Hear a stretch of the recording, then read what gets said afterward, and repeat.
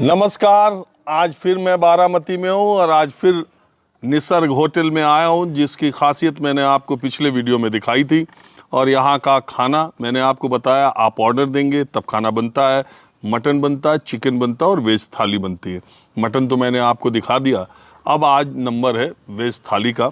वे मेरे कैमरामैन हैं कालीकांत झा, जो दरभंगा से आते हैं।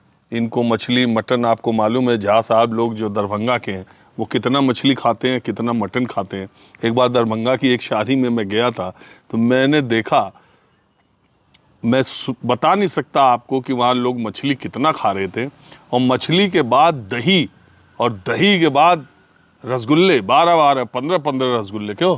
हाँ, दही से पहले रसगुल्ले होते हैं, उसके बाद लास्ट में दही होता है। अच्छा, हम लोग की तरफ मछली खा के कोई दही खा ले तो लोग कहेंगे हाँ ऐसा मिल्क प्रोडक्ट नहीं नहीं नहीं नहीं, हमारे यहाँ तो दही शुभ माना जाता है। हाँ, तो देश के अलग अलग इलाकों में आप अलग अलग तरीके से जब चलते हैं तो बताइए, झा साहब लोग सबसे ज़्यादा ब्राह्मणों में सबसे ज़्यादा पढ़े लिखे विद्वान, जितने आईएएस, इलाहाबाद विश्वविद्यालय जो प्रयागराज कहा जाता है, जीएन झा साहब, एएन झा साहब, बहुत भगवत झा, आज़ाद, कीर्ति आज़ाद जिनके बेटे हैं, बहुत झा टाइटल के बारे में तो आप जानते ही हैं। वो सारे लोग चिकन मटन और नॉनवेज के बहुत शौकीन हैं। हमारे यहाँ नॉनवेज का तो बहुत, खासकर मछली का सबसे ज़्यादा रहता है। तो झा साहब हमसे कह रहे थे अरे सर कहाँ वेज खा, मतलब मैंने कहा यार एक ही टाइम खाना खाना है, रोज़ नहीं।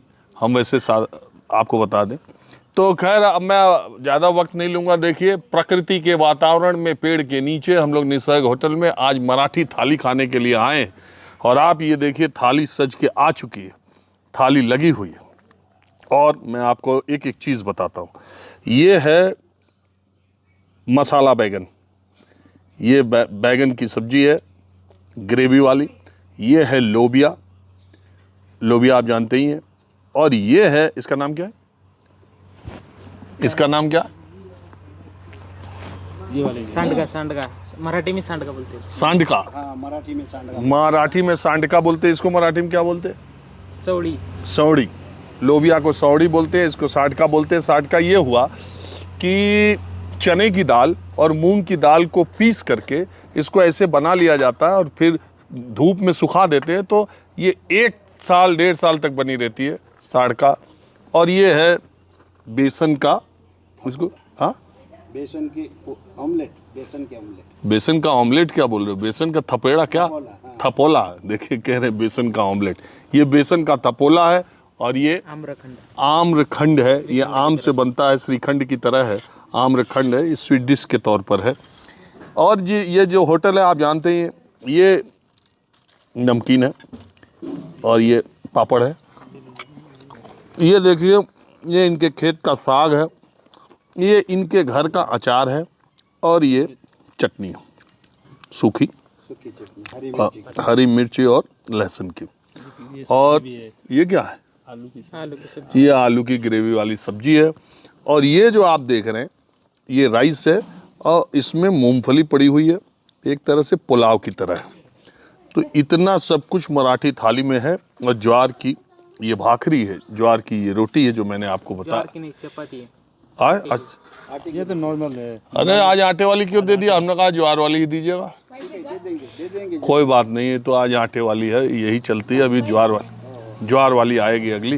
हालांकि मैं गेहूं की रोटी खाना बिल्कुल पसंद नहीं करता, बहरहाल कोई बात नहीं, ये आ गई तो यही खाते हैं। तो इतना सब आइटम 1 2 3 4 5 6 7 8 9 10 11 तो आपने देख लिया, मराठी थाली है। और 12वां आइटम अभी रह गया। अब तो और कुछ नहीं है इसके बाद, क्या और कुछ है? नहीं, ये इतना ही है। यही है। तो चलिए, इतना कम नहीं है। अब इसमें ज़्यादा चीज़ें जब होती है तो दिक्कत क्या होती है कि टेस्ट पता नहीं चलता। एक चीज़ होती है तो उसका टेस्ट पता चलता है। बहरहाल थोड़ा सांडका खा के देखते हैं।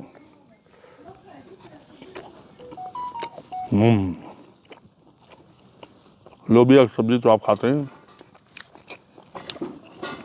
तो बहरहाल पिछला वीडियो मैंने जो बनाया था तो उसमें बहुत सारे मेरे मित्रों को फ़ोन भी आया था। वो बोले कि यार ये अच्छा है, जहाँ जाओ वहाँ खाने पीने की चीज़ें ज़रूर दिखाया करो। एक तो पता चलता है कल्चर, और दूसरे पता चलता है कि उस इलाके के लोगों का जो भोजन है वो कितना स्वास्थ्यप्रद है। जैसे मैंने आपको दिखाया था कल मटन, तो मैं यकीन से आपको बता सकता हूं कि आमतौर पर मटन खाने पर बहुत पेट में भारीपन होता है, बहुत देर से डाइजेस्ट भी होता है, बहुत लोग कहते भी हैं। तो मैंने सोचा कि कल ऐसा कुछ भी नहीं हुआ, ऐसा क्यों है? तो उसके 2-3 कारण समझ में आए। एक कारण तो ये समझ में आया कि प्याज लहसुन का उपयोग महाराष्ट्र के मटन बनाने में बहुत कम होता है। जो ग्रेवी है इनकी बहुत ही पतली होती है। मटन बॉयल पहले कर लेते हैं। दूसरे, बाकी जगहों के, खास करके उत्तर भारत के मटन की पीसेस बड़ी होती हैं, इनके यहाँ मटन की पीसेस छोटी होती हैं, छोटी होती हैं। तो उसका भी एक असर है। और ये भी अचरज की बात है कि मटन खाने से पहले मटन सूप भी पीते हैं और वो उसमें मटन का पूरा फैट भी होता है, लेकिन फिर भी खाने पीने का वो डाइजेशन के लिहाज से, सबसे डाइजेशन के लिहाज से या स्वास्थ्य के लिए सबसे नुकसानदेह खाना टेस्ट के हिसाब से तो उत्तर भारत का नॉनवेज बहुत अच्छा है, लेकिन स्वास्थ्य की दृष्टि से या डाइजेशन की दृष्टि से ये उनसे 20 पड़ेगा। बहरहाल मैं खा रहा हूँ वेज, बता रहा हूँ नॉन वेज।